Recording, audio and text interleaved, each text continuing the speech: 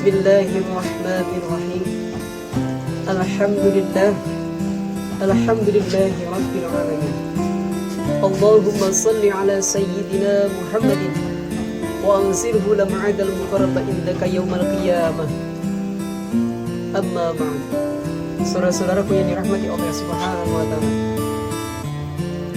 Sadarkah kita bahwa ke dalam hitungan hari kita akan ditinggalkan oleh bulan yang penuh keberkahan, bulan yang penuh ampunan, yakni bulan Ramadan.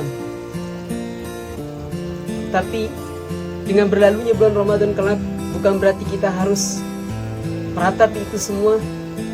Namun tugas kita adalah bagaimana menggali potensi-potensi yang telah kita lakukan, yang ada di dalam Ramadan, yang terus kita lakukan ibadah-ibadah yang baik. Untuk apa? Untuk terus kita lakukan di bulan-bulan selanjutnya, sambil untuk menunggu kita dipertemukan kembali oleh Allah di bulan Ramadan berikutnya. Dengan kata lain, kalau di dalam syariat Islam disebut dengan istiqomah. Apa-apa saja yang kita lakukan di bulan Ramadan yang baik, tentunya kita pertahankan dan kita terus lakukan. Kita continue lakukannya. Untuk apa?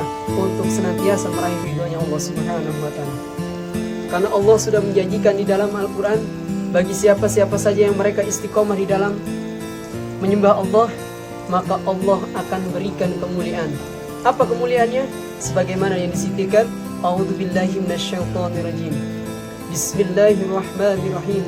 Innalladzina qalu rabbunallah.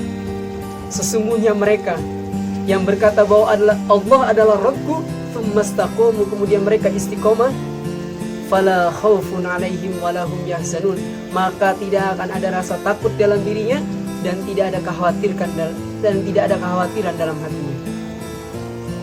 Ulaik ashabul jannah khalidina fiha bima ta'malun jazaan bima ta'malun. Bukan saja Allah angkat rasa takut dalam diri kita, bukan saja Allah hilangkan rasa khawatir dalam diri kita, tapi Allah masukkan kita juga ke dalam golongan orang-orang yang menempati syurganya, dan kita kekal di dalamnya. Atas apa? Atas segala perbuatan yang kita lakukan. Ini perlu jadi motivasi buat kita semua. Jangan sampai ketika kita beribadah kepada Allah, taat kenyamanan kita kepada Allah, ketenangan kita kepada Allah, di saat lagi diberikan rezeki saja, tapi begitu ketika diuji dengan kekurangan, lantas kita menjauh darinya. Sungguh ini adalah langkah awal yang akan justru menjerumuskan kita ke dalam kesesatan.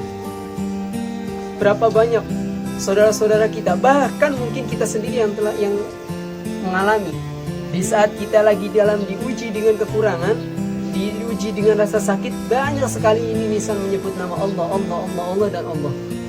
Kita banyak meminta pertolongannya, tapi begitu Allah berikan kita kelapangan, Allah berikan kita kesehatan, Allah berikan kita kesenangan, justru malah kita lalai di dalamnya. Inilah salah satu bentuk keingkaran banyaknya manusia. Hingga akhirnya apa yang terjadi? Hatinya terus dihantui oleh gundah gulana, tidak ada ketenangan dalam dirinya. Karena dalam dirinya yang dicapai bukan keridhaan Allah Subhanahu wa taala, tapi kesenanganlah yang ia pengen raih. Tapi kesenangan yang bukan diridhoi Allah Subhanahu wa taala, yaitu melainkan adalah kehidupan dunia